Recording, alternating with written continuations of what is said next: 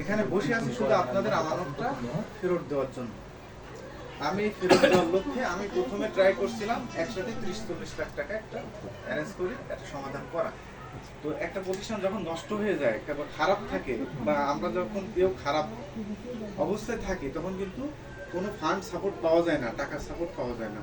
Somehow আমার এরকম একটা টাকার সাপোর্টের জন্য একটা সোর্স ছিল, সেই সোর্সটা মিস হয়েছে, যার কারণে আপনাদের টাকা সঠিকভাবে ডিস্ট্রিবিউট যে কথাটা দিতে পারিনি।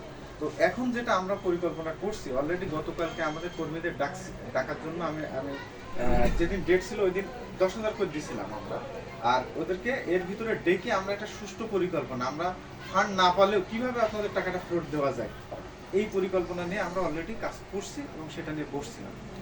তো এরই প্রেক্ষাপট অনুযায়ী আমরা দেখলাম আমরা যদি হাসপাতালকে সচল রাখতে পারি, খুব শক্তভাবে চালাইতে পারি, তাহলে প্রতিদিন আমরা যদি প্রতিদিন 8 থেকে 10,000 বা 7 থেকে 10,000 টাকা আমরা গ্রাহকদের দিয়ে দিই, তাহলে আস্তে আস্তে জিনিসটা ক্লোজ হয়ে যাবে। টোটাল মিলে 35 লাখ টাকার মতো আছে, এই জিনিসটা ক্লোজ হয়ে যাবে। আর প্রতিষ্ঠান যখন চাঙ্গা থাকবে, আস্তে আস্তে যখন ভালো ফান্ড পাবো, সেটা 2 মাস হতে পারে, 6 মাস হতে পারে, 3 মাস হতে পারে, যখন যে বড় একটা ফান্ড আসবে সেই দিয়ে দেবো।